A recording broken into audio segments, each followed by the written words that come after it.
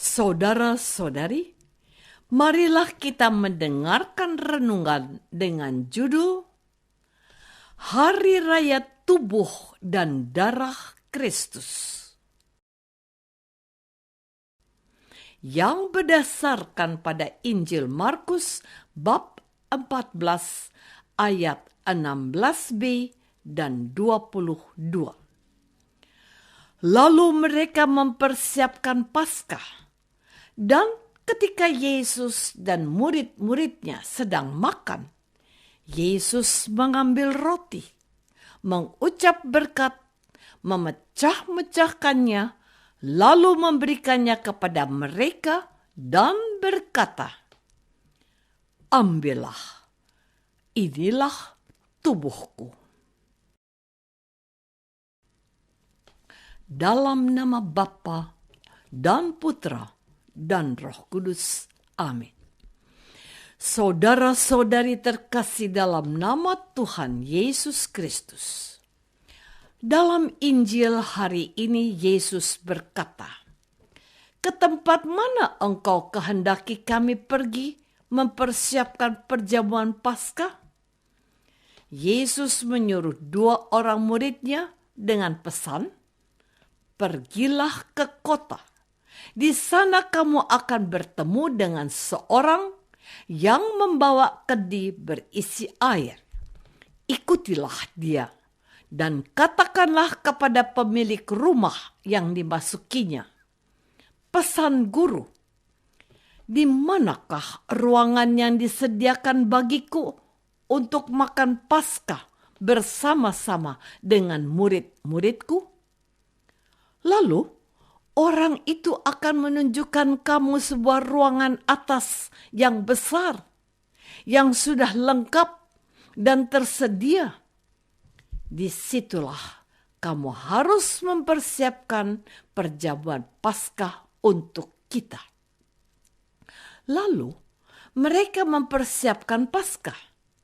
Ketika Yesus dan muridnya sedang makan, Yesus mengambil roti, mengucap berkat, memecah-mecahkannya, lalu memberikannya kepada mereka dan berkata, "Ambillah, inilah tubuhku."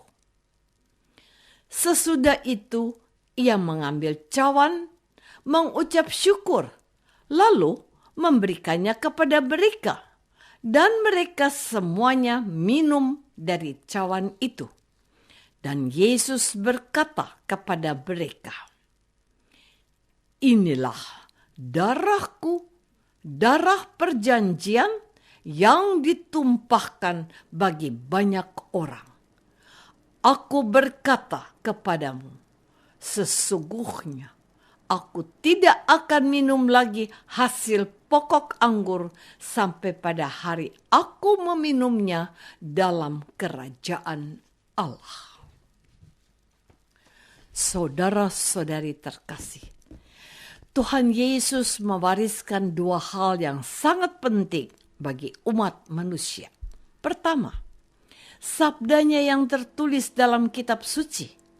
Sabda Yesus ini mempunyai manfaat yang amat penting bagi kehidupan manusia secara pribadi maupun kelompok.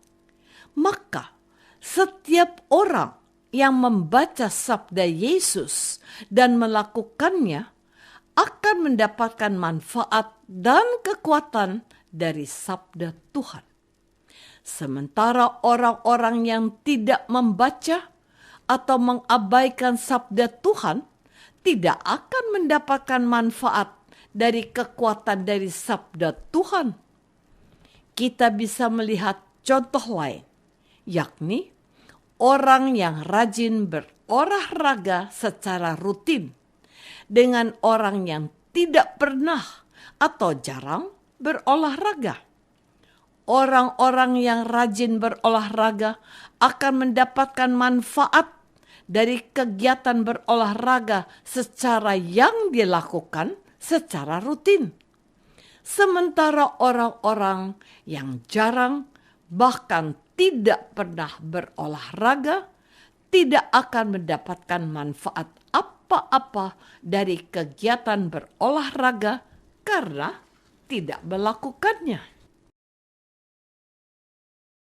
Saudara-saudari terkasih, hal kedua yang Tuhan Yesus wariskan kepada kita, para pengikutnya, adalah tubuh dan darahnya.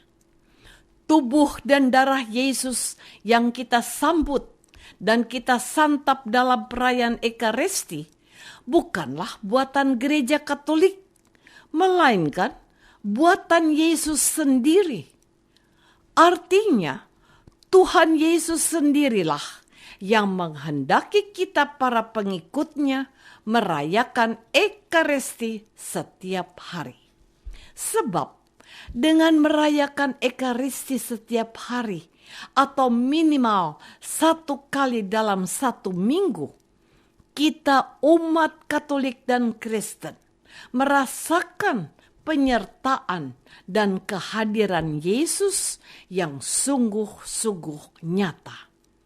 Hal ini sesuai dengan sebutan Yesus sebagai Sang Immanuel, yakni Allah beserta kita.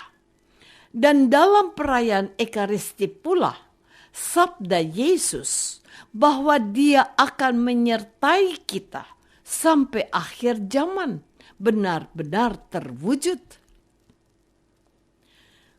Artinya, penyertaan Yesus sampai akhir zaman sungguh-sungguh nyata ketika kita merayakan Ekaristi dan ketika kita membaca sabdanya. Namun sungguh sangat disayangkan, justru banyak orang Kristiani yang tidak pergi ke gereja pada hari Minggu untuk menerima dan menyantap tubuh dan darah Yesus. Padahal Tuhan Yesus sangat rindu agar kita anak-anaknya datang kepada Yesus untuk mendapat kekuatan dan berkat. Saudara-saudari terkasih, hari ini Gereja Katolik merayakan Hari Raya Tubuh dan Darah Kristus. Maka pada hari ini hampir di semua gereja Katolik memberikan sakramen Ekaristi yang pertama atau biasa disebut dengan komunio pertama. Sakramen paling kudus bagi anak-anak yang duduk di kelas 4 sekolah dasar. Artinya, pada hari ini, anak-anak kelas 4 SD mendapatkan kesempatan yang pertama kali untuk menerima dan menyantap tubuh dan darah Yesus. Ini adalah pengalaman yang paling indah, paling membahagiakan, dan paling ditunggu-tunggu oleh anak-anak kita, termasuk juga bagi semua umat Kristiani. Oleh karena itu, tidak mengherankan jika di beberapa daerah di Indonesia dirayakan pesta khusus bagi anak-anak yang baru saja menerima komuni pertama. Dan gereja sebagai perpanjangan tangan dari Yesus pun terus berusaha agar umat Katolik senantiasa memiliki kesadaran yang tinggi dan memahami arti penting dari tubuh dan darah Yesus. Sebagai makanan dan minuman, tubuh dan darah Yesus dapat menjadi kekuatan melawan dosa, sekaligus bisa membawa kita menuju kehidupan yang kekal. Maka, semua umat Katolik hendaknya memiliki kerinduan menyambut tubuh Yesus.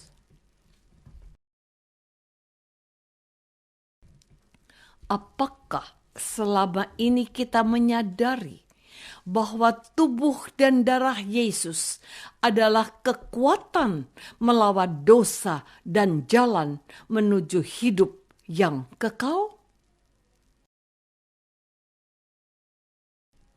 marilah kita berdoa.